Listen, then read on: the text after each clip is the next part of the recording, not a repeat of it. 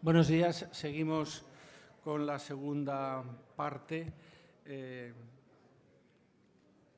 Tengo una gran satisfacción de presentarles a ustedes al profesor José Luis de la Granja, al que conocí ya hace más de 30 años. Coincidimos en la Universidad de Pau, él desde Bilbao, yo desde Madrid, becados por el gobierno francés, preguntándonos un poco por las mismas cuestiones que nos estamos preguntando aquí: ¿por qué la guerra? ¿Qué había pasado? Entonces, en España no encontraba uno muchos maestros o posibilidades de hablar claramente, y allí en Pau el profesor Tuñón organizaba exactamente lo mismo que estamos organizando aquí, unos coloquios en los que se podía debatir en libertad. En aquellas fechas había que irse de España para poder hacerlo, y afortunadamente ahora pues no hace falta irse de España, en el deseo de que nunca nadie más se tenga que ir de España por sus ideas. Bien, el profesor José Luis de la Granja se licenció en Historia y en Derecho en la Universidad de Deusto y se doctoró en Historia en la Universidad Autónoma de Madrid. Amplió estudios, como acabo de decir, en la Universidad de Pau. Ha sido profesor visitante en las universidades de Nevada, en Reno, donde creo que está el mayor centro de estudios vascos en el extranjero, y ha sido profesor visitante allí mismo y en la Universidad de Provence. Actualmente es catedrático de Historia Contemporánea en la Facultad de Ciencias Sociales y de la Comunicación desde 1990 en la Universidad del País Vasco. Sus principales líneas de investigación son la historia del nacionalismo vasco, que es un nombre de referencia obligada, la Segunda República, Guerra Civil, historiografía contemporánea, biografías de líderes políticos y bibliografía histórica vasca. Ha publicado numerosos libros. Entre las publicaciones más relevantes hay que destacar Nacionalismo y Segunda República en el País Vasco, cuya primera edición es del año 86 y que luego ha publicado posteriormente, convenientemente revisada y actualizada, y que es un libro de referencia. Otros libros son República y Guerra Civil en Euskadi, El nacionalismo vasco, un siglo de historia, El siglo de Euskadi, El oasis vasco, El nacionalismo vasco, claves de la historia, que acaba de publicar ahora mismo en el 2009 y que es, para aquellos que estén interesados, un librito magnífico desde el punto de vista de la divulgación, con cuadros, sino bibliografía escogida, índice temático, onomástico, muy bien planteado. Es coautor de otros libros como La España de los nacionalismos y las autonomías, de Túbal, Aitor, Historia de Baskonia, coeditor y coautor de otros muchos que no voy a citar aquí para no quitarle tiempo. Ha publicado más de un centenar de artículos en libros colectivos y en numerosas revistas de historia. Editor de otros, ha participado en numerosos congresos nacionales e internacionales y ha dirigido y dirige múltiples proyectos de investigación. Miembro del Consejo Asesor y de Redacción de varias revistas de historia y ciencias sociales, pertenece a varias asociaciones, en fin, etcétera, ¿no? Sí, y también quisiera destacar una cosa que también es importante en esto que hablamos de transferencia del conocimiento, puesto que también se asoma a la prensa, es colaborador con artículos sobre temas históricos y políticos en los diarios El País, El Correo de Bilbao, el Diario Vasco de San Sebastián, etcétera. Nos va a exponer un tema interesantísimo, el delicado tema de la cuestión religiosa en el País Vasco durante la República y la Guerra Civil.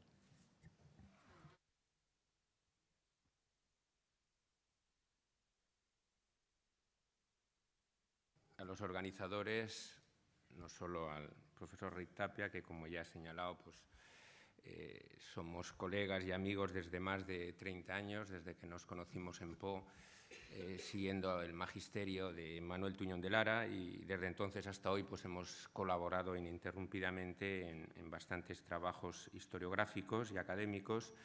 También a Manel Fuentes y al profesor Sánchez Cervelló, que sin conocerme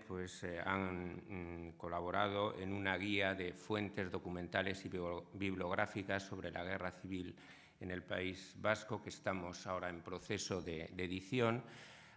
precisamente haciendo las fichas de los archivos de Vidal y Barraquer y de Tarradellas en Poblet en lo referente a los fondos vascos o las relaciones con el País Vasco que hay en esos archivos.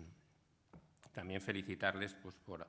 haberse atrevido a hacer este congreso en un tema que sigue siendo candente, que sigue siendo delicado y que, como veo y me han dicho, pues está tratando exquisitamente y con gran objetividad. Bien, en su momento se me dio el tema de la Iglesia vasca en la Guerra Civil.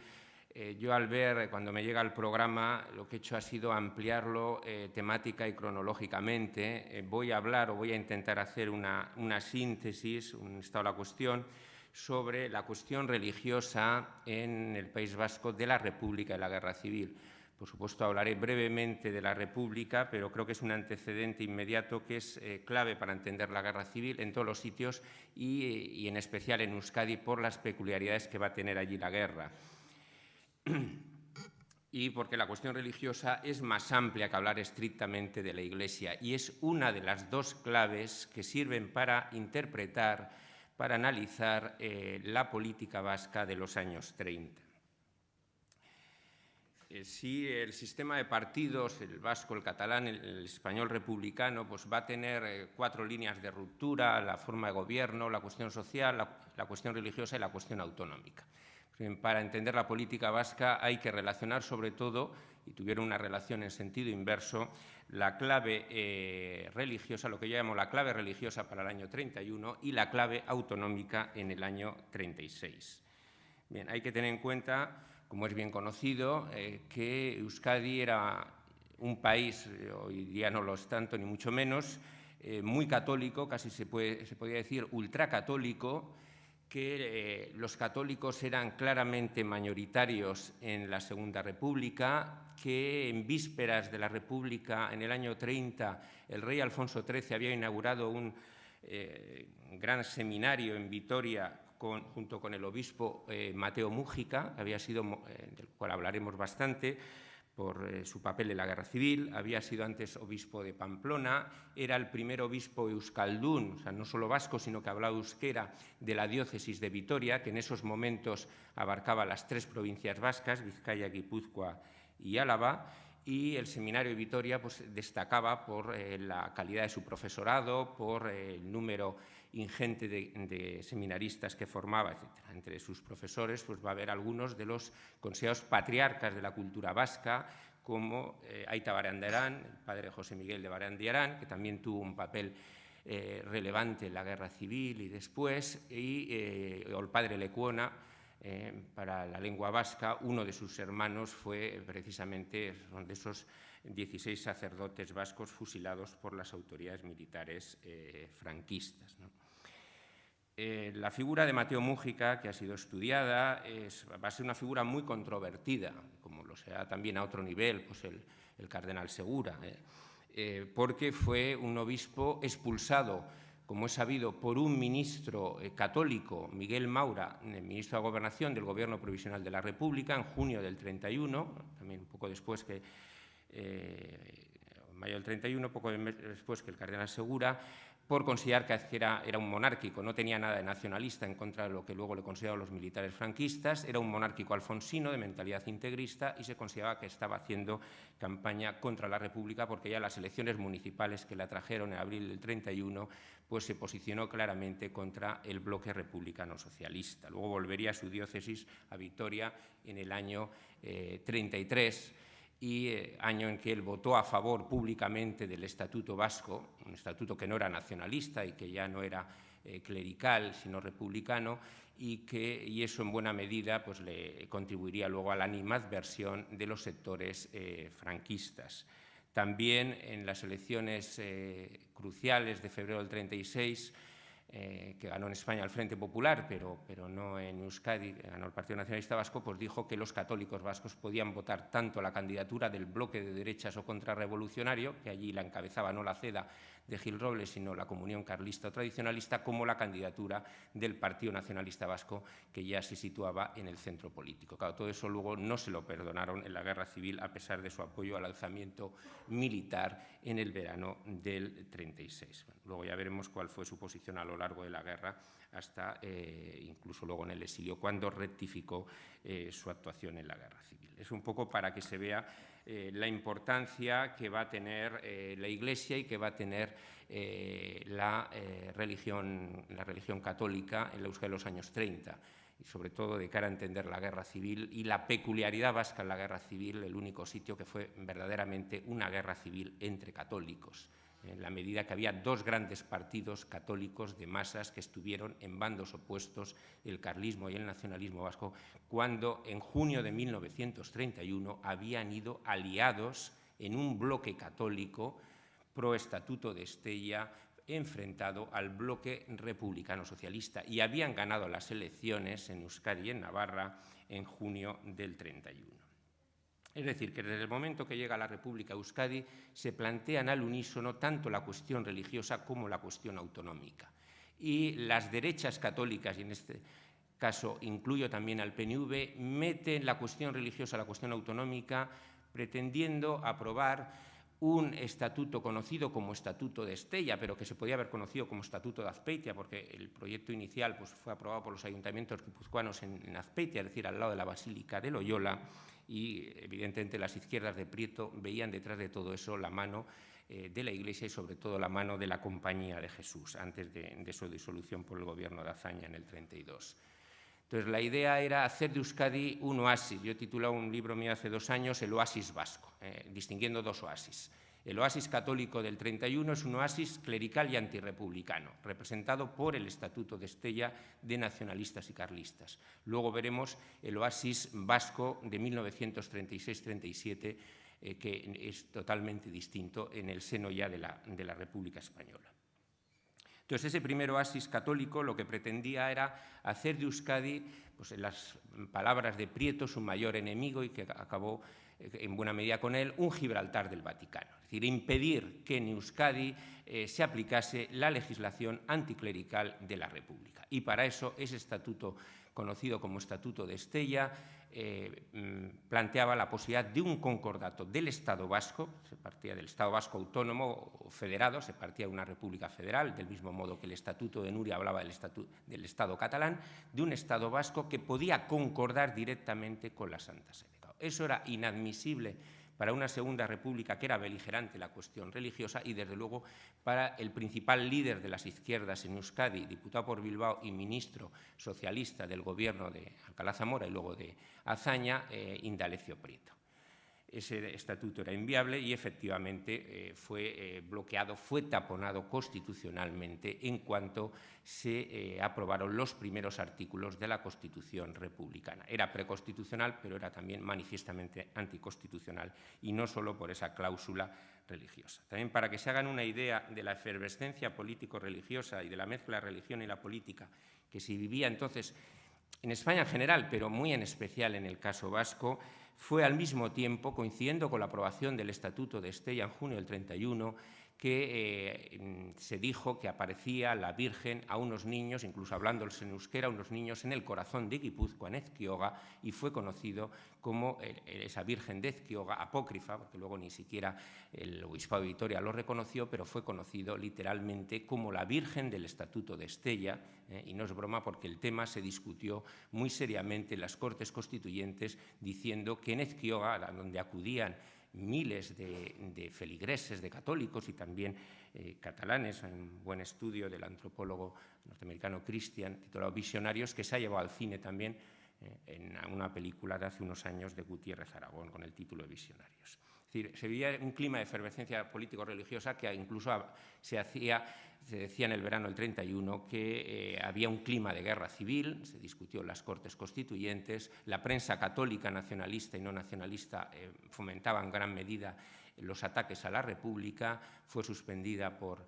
el gobierno republicano y se hablaba de una nueva carlistada. Había una conspiración en marcha militar. Aguirre contó en sus memorias cómo se entrevistó con el general Orgaz, luego uno de los golpistas, etc. Bien, ese Estatuto de Estella fracasó, como he dicho, a finales del 31 y a partir de ahí ya empezaría el distanciamiento entre el PNV y el carlismo, que llevaría luego a enfrentarse militarmente en la guerra civil en dos bloques opuestos. En la medida que el carlismo lo que quería sobre todo era acabar con la República, manu militari, siguiendo su tradición golpista, mientras que el nacionalismo vasco lo que quería sobre todo era conseguir la autonomía. Y eso el principal el primero que señala el camino fue el que luego fue el ministro vasco del Estatuto, Manuel Irujo, que ya en el 31 señala que hay que olvidarse el Estatuto de Estella, y él era de Estella, y que hay que ir a una autonomía, la que sea de la mano de la República, es decir, de la mano de Azaña y de Prieto. Lo que pasa es que a lo largo del primer bienio republicano azañista, las relaciones entre el nacionalismo vasco y las izquierdas de Prieto fueron muy malas, sobre todo precisamente por la cuestión religiosa. Hay enfrentamientos continuos y muy violentos del 31 al 33. Y lo que más le distancia era el factor religioso, era lo que más había unido al PNV a las derechas y lo que más le separaba de las izquierdas. Temas en un país tan católico como era Euskadi, la disolución aparte de la quema de conventos, que allí no se dio, del 31 que se ha mencionado antes, pero la expulsión de su obispo Mújica, la disolución de la Compañía de Jesús con el cierre de la Universidad de Deusto,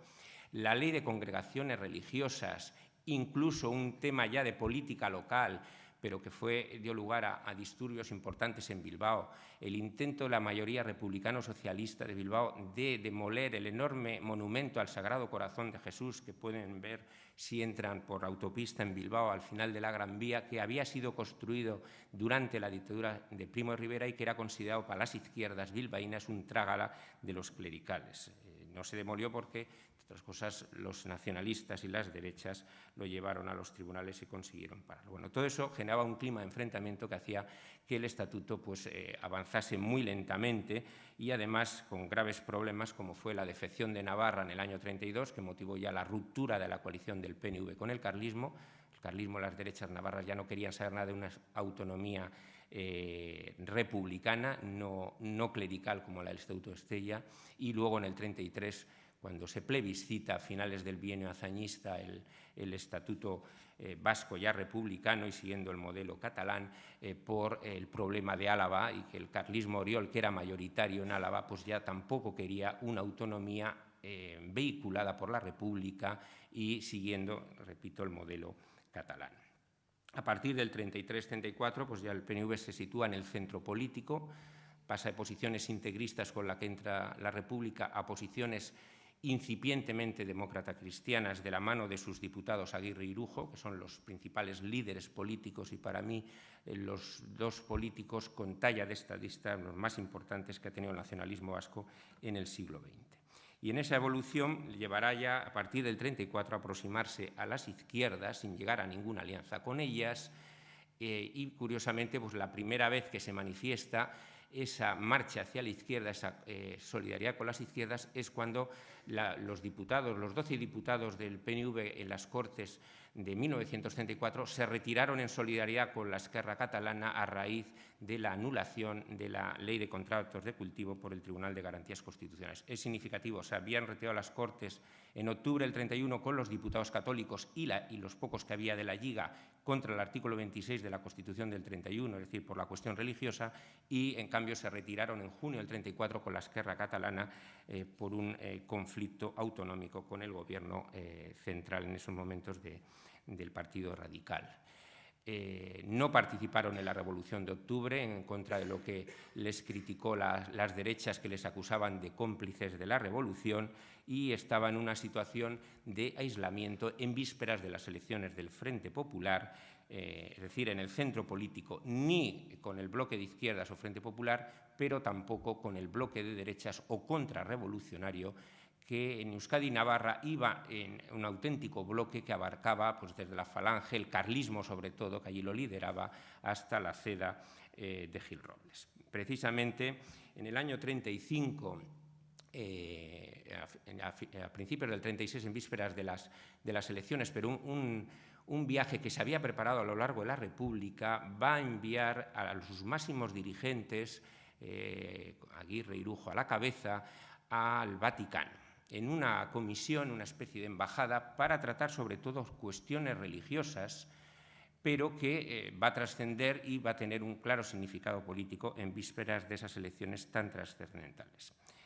En un número que acabamos de publicar en la revista Historia Contemporánea, que hay un artículo del profesor Botti, en base a la documentación que ha encontrado el Archivo Vaticano sobre la cuestión religiosa vasca, publica precisamente el acta que levantó José Antonio Aguirre de una entrevista con el cardenal Vidal y Barraquer, en una fecha que tiene que ser 1935, no viene la fecha exacta, antes de esa embajada a Roma, y las buenas relaciones que en esos momentos los nacionalistas vascos tenían con Vidal y Barraquer, que les asesoró de cara a esa embajada al Vaticano. Como es sabido, ni el Papa Pío XI ni su luego sustituto, el secretario de Estado Pacelli, quisieron recibirles. Les recibió Monseñor Pisardo y claramente les dijo que lo que tenían que hacer, en lugar de tratar las cuestiones religiosas que ellos llevaban, era aliarse con la Ceda Gil Robles. El PNV, que ya se había hecho esa evolución en sentido democrático, se negó a ello y por eso fue en el centro político, retrocedió, pero siguió ganando las elecciones en Euskadi, que caso único pues fueron triangulares, y el centro se mantuvo en febrero del 36. A partir de ahí, en la primavera del 36, del mismo modo que se ha hablado de un oasis catalán, se ha hablado también de un oasis vasco, en la medida que la situación fue bastante tranquila, sobre todo en Vizcaya y Guipúzcoa, porque todos los diputados del PNV del Frente Popular, con Aguirre y Prieto a la cabeza, tenían muy claro ya el aprobar rápidamente el Estatuto Vasco, que durante 2 años habían bloqueado las Cortes de centro-derecha por la cuestión alavesa. Mientras que en Navarra, ya fuera del Estatuto, prevalecía claramente, totalmente controlada por el bloque de derechas y por el carlismo, la conspiración militar que encabezaba Mola, a la sazón comandante militar de Pamplona, y en Álava era una situación intermedia, estaba dentro del Estatuto, pero ahí quien tenía la mayoría era el carlismo de Oriol, que también conspiraba y contribuía con armas y con dinero al golpe militar que se preparaba. Es decir, que eso va a hacer que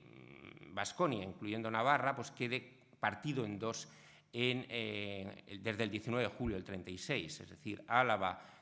casi toda Álava y toda Navarra en manos de los sublevados, y toda Vizcaya y Guipúzcoa y pequeños valles de Álava en manos de la República. Era un poco el mapa político ya del 34, el verano del 34, pero ya nada tenía que ver con lo que había sucedido en el 31. Es decir, el centro político del PNV no le va a quedar más remedio que decantarse por la República, por lo que yo llamo la clave autonómica. Es decir, no por la clave religiosa del año 31, antirrepublicana, sino por la clave autonómica, porque solo con la República podía conseguir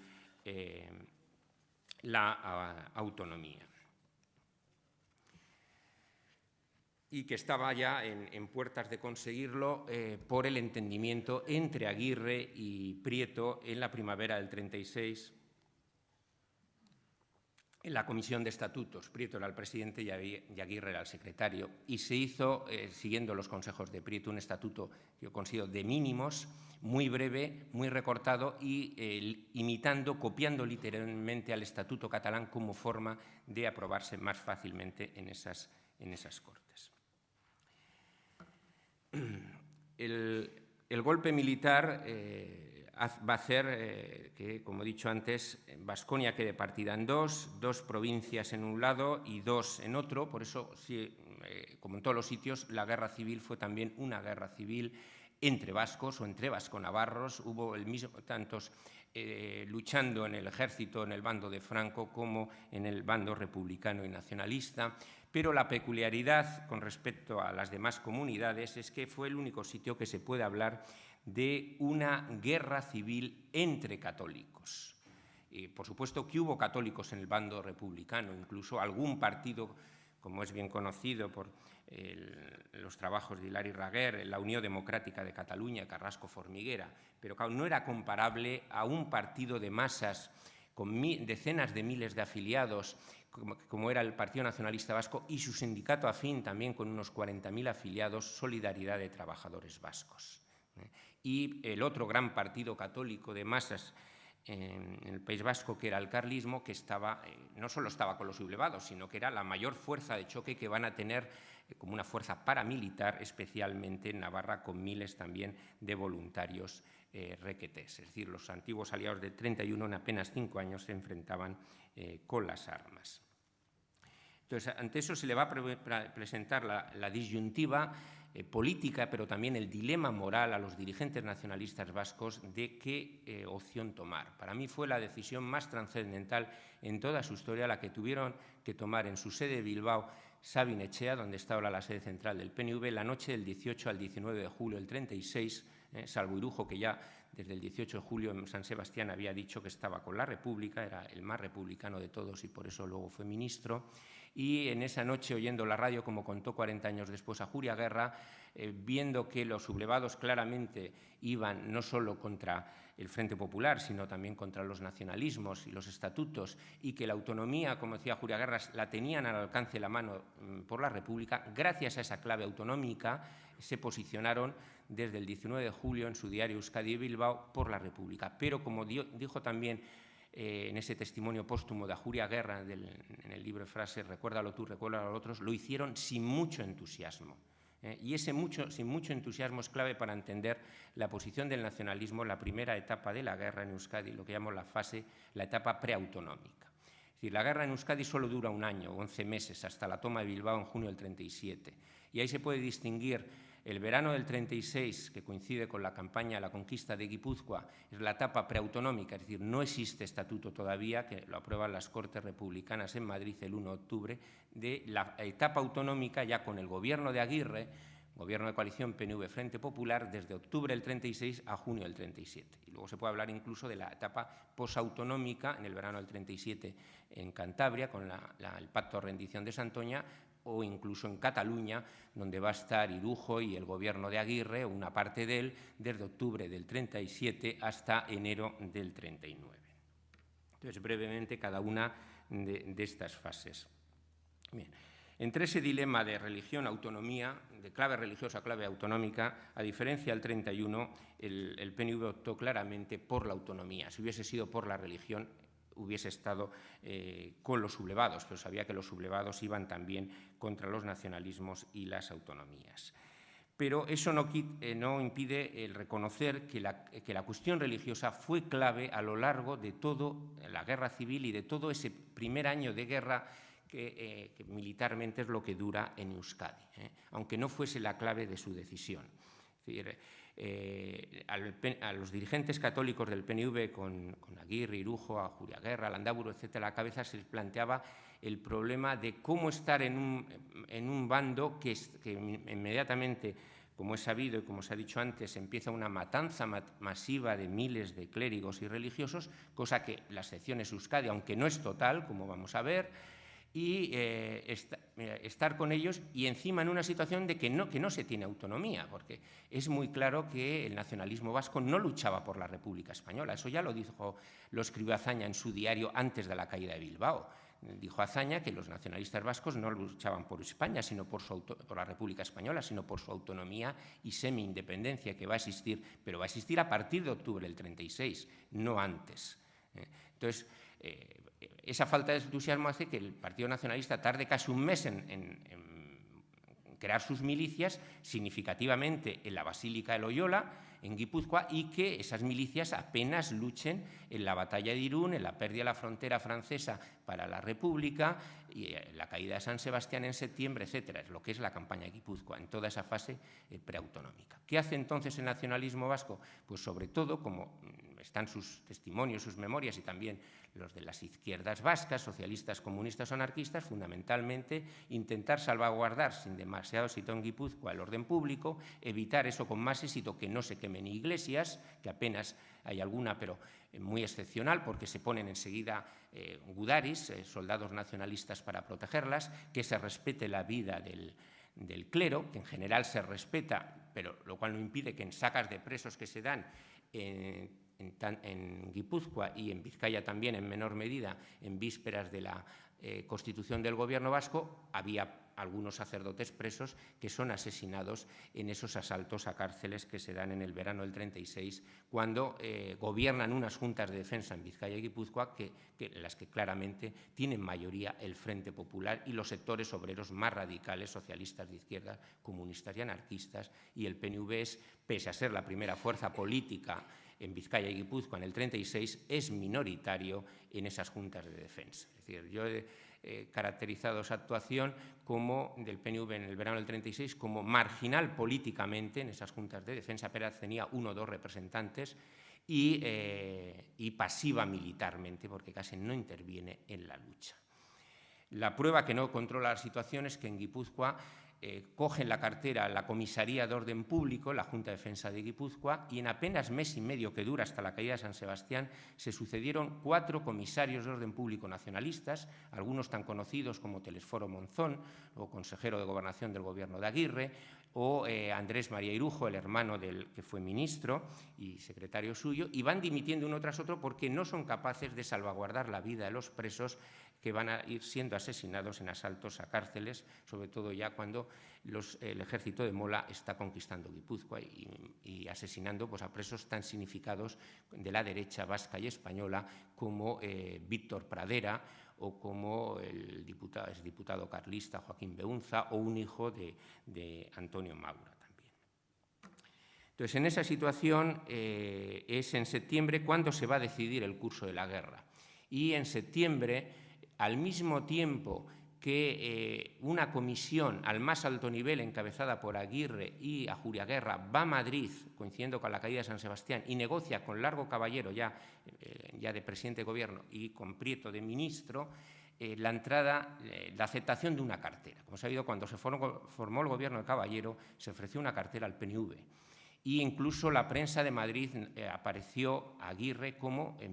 ministro. Aguirre nunca fue ministro, fue el Endacari, pero el ministro fue Irujo. Pero eso se negoció a mediados de septiembre en Madrid y el acuerdo al que se llegó fue que sí, que Irujo, que no quería serlo y además que tenía a su familia en Navarra amenazada de muerte por los franquistas, aceptó ser ministro del gobierno de Caballero con la condición sine qua non de la aprobación inmediata del Estatuto Vasco, que estaba ya en julio del 36 en vísperas de su aprobación.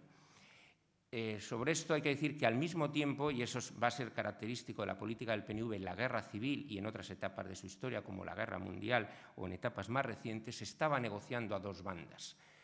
Al PNV se le había planteado también un dilema moral muy importante, que es que el 6 de agosto del 36, la radio franquista de Burgos había radiado una pastoral de los obispos vascos Mújica de Vitoria y Olaechea de Pamplona, conocida como Non Licet, donde, eso sí, redactada por Gomá, pero con el consentimiento pedida y asumida la autoría por Mújica y Olaechea, que además luego la publicaron en sus boletines oficiales eclesiásticos, donde se condenaba expresamente como ilícita decían la alianza o la relación o el famoso contubernio vasco-comunista, de que también habló Gomá, es decir, de los católicos nacionalistas vascos con las hordas marxistas en su terminología, es decir, con socialistas, con comunistas, con anarquistas, etc. Y eso lo condenaban. Ante eso, los dirigentes del PNV primero negaron, pensaban que eso no era de Mújica o que lo había firmado coaccionado. Mújica lo ratificó, que lo había hecho y lo dejó muy claro en sus escritos, que lo hizo voluntariamente, aunque no lo hubiese redactado él. Y ante eso, los dirigentes nacionalistas consultaron con algunos sacerdotes y arciprestes de Guipúzcoa. En su mayoría les dijeron que hacían bien, que siguiesen del lado de la República, que eso salvaba muchas vidas, incluso de jerarcas de la Iglesia, como el arzobispo Valladolid o el obispo auxiliar de Valencia, que luego sustituyó a Mújica en el obispado de Vitoria, la Uzurica, y siguieron con la República. Pero siguieron eso, sin entusiasmo en la guerra, pero del lado de la República, y ya con ese dilema de que sus propios obispos pues, condenaban su actuación. Entonces, en septiembre, en el mismo tiempo que estaban negociando en Madrid con Caballero y Prieto, el canónigo Naindía, que fue una figura clave en la guerra civil y en la Iglesia vasca de esos años y luego del exilio, ideólogo del PNV en temas culturales, sociales y políticos, y que va a ser una especie de embajador, impéttore, unas veces de Aguirre como el Endacari y otras veces de Ajuriaguerra como hombre fuerte del PNV en la negociación con la Iglesia y con los italianos, que llevaría luego un año después al Pacto Santoña. Como él mismo reconoció en sus memorias, hombre de paz en la guerra, al mismo tiempo él estaba en San Juan de Luz entrevistándose con un capitalista vizcaíno, José Luis Aznar, que era un emisario de Mola. O sea, todavía la cosa no estaba clara en septiembre, todavía se estaba viendo a ver la posibilidad, pues eso, de una paz separada, que es lo que va a hacer la Iglesia La Iglesia del Vaticano, la Iglesia española y una parte de la Iglesia vasca, incluso del clero nacionalista, durante todo ese año de guerra, de esa excepción vasca, de que un país de mayoría católica y partido católico pues está con la República. También hay que recordar que uno de los sacerdotes vascos fusilados por los franquistas, el más claramente nacionalista, José de Ariztimuño, Aichol, precisamente era de la misma opinión, que la guerra estaba perdida, que la juventud vasca iba a una masacre y para evitarlo que había que negociar con los militares. En uno de sus viajes del País Vasco francés a Euskadi fue detenido y luego fue, como es sabido, fusilado en octubre del 36. Y hoy en día se pasó ese año de guerra negociando continuamente, ya digo, con el Vaticano, con el gobierno italiano, la posibilidad de llegar a algún acuerdo. Prevaleció la posición de Aguirre Ajuriaguerra, es decir, ante todo el Estatuto de Autonomía. No había nada que hacer, y eso estaba muy claro durante toda la guerra con los militares franquistas, con Mola, con Franco, no ya ni la más mínima autonomía, sino ni siquiera el concierto económico que fue derogado por Franco nada más tomar Bilbao para Vizcaya y Guipúzcoa. Entonces, ante eso se llega a ese pacto político-militar que va a ser la entrada y dibujo en el gobierno de Caballero el 25 de septiembre. El 1 de octubre las Cortes Republicanas por aclamación aprueban el Estatuto Vasco, ese Estatuto de Mínimos, que permite que 6 días después en la Casa de Juntas de Guernica Aguirre jure como lehendakari, pero por un consenso total con el Frente Popular de Prieto. Todos los concejales que pudieron votar, tanto nacionalistas como del Frente Popular, votaron a Aguirre como lehendakari, que formó un gobierno de coalición con mayoría de carteras del Frente Popular, porque eran 5 partidos, 2 republicanos, el comunista, el socialista y Acción Nacionalista Vasca, pero con el PNV pasa a tener la hegemonía al ostentar la presidencia y las principales carteras de guerra, el propio Aguirre, de Hacienda, de Justicia y Cultura y Gobernación, con sus principales dirigentes, Leizaola y Monzón. Y a partir de ahí cambia la guerra en Euskadi. A partir de ahí sí el PNV pues, lucha con gran entusiasmo, y porque ya tiene la hegemonía, lo que no tenía en el verano del 36, que estaba en manos del Frente Popular. Y a partir de ahí se paran esas matanzas de presos, incluidos algunos sacerdotes y religiosos, que había habido en Vizcaya y Guipúzcoa hasta las vísperas de la formación del gobierno de Aguirre. Es significativo que, y eso ya supone un pacto político-militar a todos los niveles. Es significativo que el programa que leyó, lo que llamamos la Declaración de Guernica, que leyó en Guernica Aguirre al tomar posesión de su cargo de presidente del gobierno vasco, además con un juramento, como he sabido, ante el árbol de Guernica, totalmente religioso, juró ante Dios, y no sin ninguna referencia ni a la Constitución republicana ni al Estatuto Vasco. La primera cláusula de ese programa, claramente de impronta nacionalista, pero asumido también por el Frente Popular de Euskadi, era lo siguiente: el Gobierno vasco respetará y garantizará los derechos individuales y sociales de todos los ciudadanos vascos y, en consecuencia, la libre práctica de las confesiones y asociaciones religiosas, la seguridad de sus componentes y la de sus bienes, dentro siempre de las prescripciones establecidas por la Constitución. El carácter religioso no eximirá de las responsabilidades que se deriven de actuaciones políticas contrarias a la ley. Esto último también explicaba que en las cárceles de Bilbao sí había algunos sacerdotes y religiosos carlistas, tradicionalistas, integristas, y algunos de ellos, 13 en concreto, murieron en el asalto a las cárceles de Bilbao del 4 de enero del 37. Es decir, eso explica ese oasis católico vasco, que no es una imagen o una metáfora mía, sino que ya está en textos y en sacerdotes nacionalistas de la época, como Iñaki Azpiazu, en la existencia de un oasis católico que va a permitir que en una zona de la República, en Euskadi, que prácticamente se limita a Vizcaya y pequeños enclaves en Álava y en Guipúzcoa, haya autonomía religiosa. Curiosamente, un estatuto laico que no aparece para nada la idea religiosa, ni mucho menos el concordato del año 31, va a haber una autonomía religiosa, una libre práctica religiosa en la Euskadi republicana y nacionalista del gobierno de Aguirre durante los 9 meses escaso que estuvo en Vizcaya, es decir, de junio del 36 hasta, de octubre del 36 hasta junio del 37 en la fase autonómica. En esos momentos, volviendo a Onaindia, en esos momentos, en octubre, Onaindia hace un primer viaje a Roma, al Vaticano, luego volverá a Italia, a Roma, en julio del 37 para otros motivos, y lleva, para explicar la actitud y para justificar la posición de los católicos nacionalistas vascos, un informe famoso que el profesor Fernando de Mer, de la Universidad de Navarra, en esta revista Historia 16, publicó por primera vez íntegramente en el año 87. Y en ese informe se justificaba ante el Vaticano, frente a las presiones de otros, de Gomá y y sobre todo luego de Magaz, el representante de Franco ante la Santa Sede, que ellos estaban con la República, pero por una mera coincidencia, que habían coincidido en el mismo bando porque los militares les habían atacado tanto a las izquierdas como a los nacionalistas vascos, pero negaban rotundamente, y lo mismo otros clérigos nacionalistas, negaban, y los dirigentes del PNV, que hubiese alianza o pacto. Claro, esa tesis de la mera coincidencia entiendo que era exacta en el verano del 36, antes de la entrada de Irujo en el gobierno de Caballero y de la aprobación del Estatuto y de la formación del gobierno vasco de Aguirre. Es decir, la primavera del 36 solo había una entente cordial entre Aguirre y Prieto por el Estatuto. En el verano del 36 lo que se puede ver, si hay alianza, es alianza en negativo, de hecho pero no de derecho, es decir, se defienden ante un ataque, ante una agresión, pero les separa un abismo y se ve en lo que pasa en la guerra durante el verano del 36. Por eso el PNV se limita casi a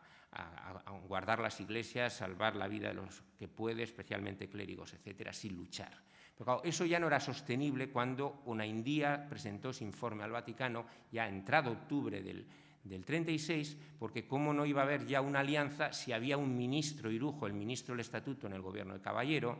si las Cortes, evidentemente de gran mayoría del Frente Popular, los que asistieron, aparte de algunos nacionalistas vascos y catalanes, aprobaron el Estatuto, y si el gobierno de Aguirre, de 11 consejeros, 7 eran del Frente Popular, de ellos 6 no nacionalistas, aunque las resortes del poder los tenían Aguirre y los consejeros nacionalistas. Entonces sí había un pacto político-militar a todos los niveles, aunque ni el PNV ni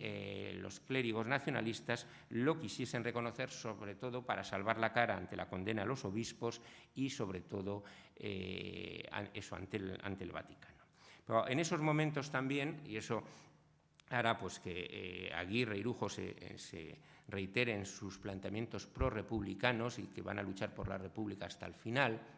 cosa que ellos sí cumplieron, pero en otras partes del Partido Nacionalista Vasco. En esos momentos, coincidiendo desde que se forma el gobierno Aguirre el 7 de octubre hasta el 7 de noviembre, en ese mes, hay 13 clérigos que son fusilados por los franquistas en Guipúzcoa. Empezaron primero ya alguno en septiembre, después sobre todo en octubre del 36 y primeros días de noviembre. Uno muy famoso, el mencionado antes, José Aristimuño Aichol, que sí era un ideólogo del PNV, otros, como el hermano Onaindia o el hermano Lecuona, que eran meramente sacerdotes vasquistas, que se dedicaban a la lengua, a la cultura vasca, pero que no eran militantes del PNV, ni mucho menos como se les va a achacar, incluso como llega a insinuar en algunos de sus escritos Gomá. Y claro, eso pues, va a suponer también un trauma para el obispo Mújica, justo en esos momentos que tiene que marcharse desterrado a Roma. Es decir, que en Euskadi, en cierto sentido, por esta cuestión religiosa, hace que se invierta con el resto de las dos zonas. En esos momentos, quienes están fusilando clérigos y religiosos son los franquistas, sin juicios, no se encuentran papeles. Se ha publicado un libro recientemente sobre los fusilamientos de Hernani, donde varios sacerdotes, además de Aichol, fueron fusilados allí y no aparecen para nada. Es decir, a raíz del escándalo que supuso de las quejas del Vaticano y que de la presión también de Gomá, que hizo que Franco lo parase, aún así hubo un último fusilado el 8 de noviembre y luego alguno más ya en la campaña de Vizcaya en la primavera del 37, pues eso va a hacer que se intente ocultar y que se haya destruido toda la documentación y que no aparezcan. Desde luego no parece que fuesen sometidos a consejos de guerra, ni mucho menos, sino que fueron sacados de la cárcel y fusilados. Bien, hay otra cuestión también del informe Onaindia, con la que yo no estoy de acuerdo, y lo he discutido a veces con el profesor de Mer, que tiene el libro más importante sobre el PNV y la guerra civil, que Onaindia también, de cara a justificar esa posición del nacionalismo, no señala que el Estatuto es la condición fundamental del acuerdo con el Gobierno de la República, y señala 4 condiciones que pusieron los nacionalistas vascos al gobierno de Caballero y de Prieto. Una era el respeto a la religión, otra era el respeto a la propiedad privada, otra era la creación de un gobierno autónomo, que fue consecuencia directa de la aprobación del Estatuto, y la última, que solo lucharían los nacionalistas vascos en su territorio y no fuera de él. Los testimonios del propio Aguirre, de Irujo, sus intervenciones cuando toma posesión de ministro, como cuando se aprueba el Estatuto, no señalan para nada esas condiciones. Ni uno de los negociadores, que era diputado, fue diputado Basterrechea, el padre de Néstor Basterrechea, el escultor, tampoco, sino que lo que señalan es que la condición indispensable era aprobación inmediata del Estatuto. Irujo también lo dijo, que su entrada en el Gobierno no era porque quisiese, era por la aprobación del Estatuto. Yo creo que eso es, aparte que en el informe de Onaindia también hay algunos datos históricos erróneos, pues a lógica en plena guerra, que era sobre todo de cara al Vaticano y de cara a la Iglesia. El respeto a la Iglesia, a la propiedad privada, estaba garantizado si con el Estatuto se formaba un gobierno de hegemonía nacionalista como fue el de Aguirre, que efectivamente no hubo, se respeta en general la propiedad, salvo incantaciones de guerra, y la religión, como hemos visto en su programa, y desde luego yo no creo que si lo plantearon ni Prieto ni Largo Caballero hubiesen aceptado el que solo iban a luchar en su propio territorio, y además lo contradicen los hechos posteriores, porque hubo batallones nacionalistas que lucharon en el frente de Asturias, y en él precisamente murió el jefe de los capellanes nacionalistas vascos, José María Corta, en febrero del 37. Bien, a partir de ahí, pasando ya rápidamente a la etapa del autonómica, es cuando se puede volver a hablar eso de un oasis vasco, porque por la peculiaridad que tiene la guerra durante esos 8 o 9 meses. Yo he caracterizado ese oasis vasco con 4 rasgos.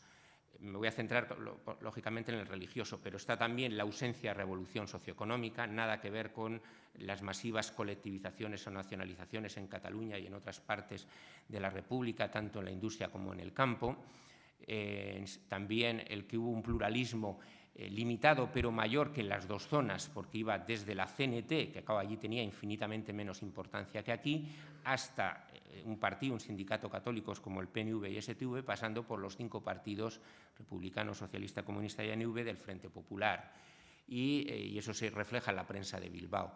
Y, por otro lado, también una justicia que era de excepción, el Tribunal Popular de Euskadi, pero que fue el que menos penas de muerte ejecutó, y siempre por estrictos delitos de guerra y con pruebas fehacientes. Pero el caso más claro de ese oasis vasco es esa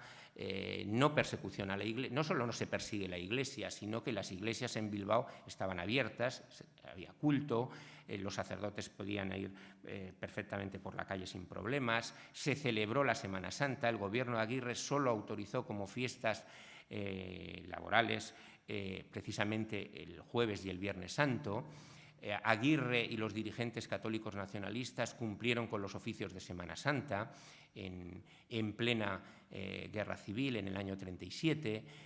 Coincidía, como saben, el domingo Pascua de Resurrección con el Aberri Eguna, Día de la Patria Vasca, que conmemoraba el PNV del año 32. Bueno, pues lo más solemne que se hizo en el único Aberri Eguna celebrado allí en la Guerra Civil fueron 2 solemnes misas en la Basílica de Loyola, ya digo, en plena Guerra Civil a finales de marzo del 37. Y todo eso fue reflejado, además, como prueba de la importancia que le daba al gobierno vasco, en 2 documentales cinematográficos, los 2 únicos que hizo en ese momento el gobierno de Aguirre, y los 2 precisamente de tema religioso. Uno se veía eso, Aguirre entrando en las iglesias del casco viejo de Bilbao en el Viernes Santo, y el otro era precisamente el funeral católico por la Gran Vía de Bilbao, encabezado por Aguirre, Leizaola, es decir, consejeros, el Endacari y los altos cargos del PNV a raíz del funeral por José María Corta, es decir, ese jefe de capellanes nacionalistas, como tenían los batallones nacionalistas, como tenían también en el otro bando los requetés carlistas, aunque con un carácter algo distinto, y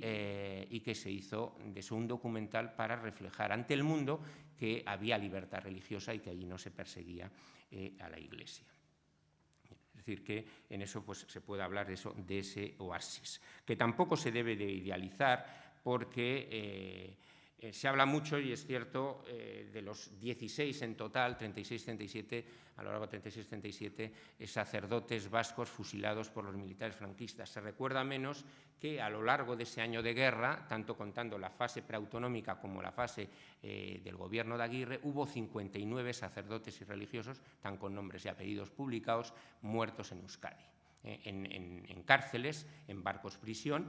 Bien, es verdad que no de acuerdo con no por orden de las autoridades, a diferencia de los militares franquistas, sino cuando, pues, como pasaba en otros sitios, los sectores más exaltados, fundamentalmente anarquistas y comunistas, se tomaba la justicia por su mano, sobre todo en Vizcaya, después de bombardeos aéreos, y mataban presos, y entre esos presos había sacerdotes y religiosos. El único hecho que el gobierno de Aguirre no pudo controlar fue el asalto a las cárceles de Bilbao después de un bombardeo aéreo el 4 de enero de 1937, y ahí murieron 224 presos, fueron asesinados porque participaron milicianos de un batallón de UGT y otro de CNT. Está el sumario que instruyó el gobierno de Aguirre en el archivo Salamanca, y había 13 sacerdotes entre esos 224 presos asesinados. O sea que tampoco conviene idealizar ese oasis vasco durante la etapa de Aguirre. Y que va a terminar pues, con la caída de Bilbao en junio del 37 y la marcha hacia Santander. Voy a terminar brevemente, que me quedan algunas cosas que creo importantes. Por un lado, en Santander no hay nada de autonomía religiosa, y el PNV lo que va es la solución italiana que negoció el canónigo Onaindia políticamente a Juraguerra, pero Onaindia fue a Roma y se entrevistó con el conde Ciano, el ministro de Asuntos Exteriores de Mussolini, precisamente para, después de intentos que venían a lo largo de la guerra, antes de la caída de Bilbao, de negociaciones bien con el gobierno italiano, bien con la Santa Sede a través de la Nunciatura de París, para sacar a los nacionalistas vascos de la guerra, porque era el mayor mentís a la idea de cruzada, que primero la lanzan los obispos vascos, aunque no esté el término, y luego sobre todo Gomá, Pleideniel y otros obispos, había que sacarles de la guerra. Claro, no es casualidad, no sé si se han percatado, que la famosa carta colectiva a los obispos españoles de Gomá, los obispos del mundo, que no firmaron ni Mújica ni Vilá de Barraquer, se fecha, aunque se da a conocer en agosto, se fecha el 1 de julio del 37, es decir, apenas 11 días después de la caída de Bilbao, y justo cuando desaparece la excepción vasca, porque ya todo el territorio vizcaíno y vasco ha sido conquistado por el ejército de Franco. O sea, es significativo que se esperó a eso para darla a conocer. Va a haber también un pequeño oasis vasco en Cataluña, en Barcelona. Hilari Raguer ha hablado me permito decirlo aquí, del oasis vasco en el desierto catalán. Es decir, que hubo una delegación vasca y luego del gobierno vasco en Cataluña. El gobierno vasco, parte de él con Aguirre a la cabeza, y también el ministro Irujo como ministro de Justicia de Negrino, luego sin cartera, estuvieron en Barcelona durante 15 meses, desde octubre del 37 hasta enero del 39, hasta la conquista de Barcelona, y allí en Barcelona hubo una capilla vasca, había sacerdotes vascos. A mí Lezaola me contó hace 25 años una entrevista que en algunos de sus viajes a Barcelona pues sabía que había sacerdotes, la visitó, que incluso asistió a una misa clandestina de gente de la Unión Democrática de Cataluña, creo recordar que me dijo en febrero del 37, no sé si el dato la fecha es del todo exacta, y como es sabido y ya se ha señalado, y por eso no voy a insistir, la política de Irujo y en general del nacionalismo era de humanización de la guerra, de salvar vidas. Irujo salvó muchas vidas como ministro sin cartera o de Justicia, primero en el gobierno de Caballero y luego en el de Negrín, e incluso pues, jerarcas de la Iglesia Católica, etcétera, y más porque no pudo. Y Irujo intentó, y me remito ya también a los estudios de Hilari Raguer, intentó restablecer las relaciones con la Santa Sede y el culto católico, especialmente en Cataluña. Como es sabido, el vicario Torrent no quiso que se restableciese antes de la entrada de las tropas de Franco, pero no fue por falta de ganas y de interés y de empeño por parte de Irujo. También en el extranjero, en Francia, los sectores católicos progresistas, como el caso de Maritain, el cardenal Verdier, crearon en el año 38 una liga internacional de amigos de los vascos que apoyaron la posición de los católicos nacionalistas vascos en la guerra. Hay que tener en cuenta que fue una polémica internacional. En esa guía que vamos a publicar, cogiendo todo lo que se publicó en folletos, libros, artículos en la guerra y después, es una enormidad la publicística que va a existir a favor y en contra de la posición de los católicos vascos en España, en Italia, en Francia, en Bélgica, hasta en Argentina. Ante los ataques de un obispo va a haber otros folletos contestando. Bien, para terminar brevemente, que es lo que me falta, en el otro lado, como he dicho antes, Mújica fue desterrado, se tuvo que marchar a Roma, su vida corría peligro, coincidiendo con esos fusilamientos de clérigos. Allí cambió de opinión y apoyó la posición ya, la actitud de esos clérigos, aunque fuesen algunos de ellos nacionalistas, aunque sin desdecirse todavía de su famosa pastoral. Lo haría luego más tarde, fue sustituido en la diócesis de Vitoria, lo haría luego más tarde, ya en el exilio, en la posguerra, en el año 45, con un folleto, Imperativos de mi conciencia, carta abierta a José Miguel de Barandiarán, uno de los sacerdotes del lado nacionalista, que habían publicado folletos, aunque sea con seudónimo, precisamente contestando a la pastoral de Mújica, contestando también a Gomá. Se me ha olvidado decir que hubo una polémica pública también con gran repercusión entre el Lehendakari Aguirre y el cardenal Gomá, a raíz de un discurso de Aguirre que criticaba las tesis de Gomá y la tesis de la Cruzada y decía que era una guerra por motivos socioeconómicos, y fue replicado también en una respuesta obligada de Gomá, publicada sosteniendo la tesis de guerra de religión y de cruzada.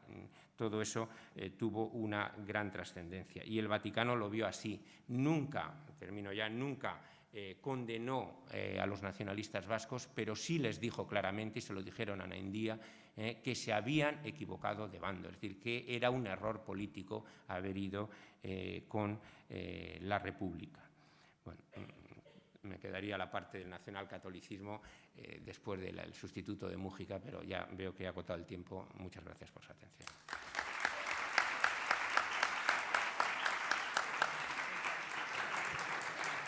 Pues muchas gracias al profesor José Luis de la Granja por esta brillante síntesis, y la parte del nacionalcatolicismo pues la dejamos a don Fernando García de Cortázar y ya está, no hay mayor problema. ¿Hay tiempo para alguna pregunta rápida para no quitar?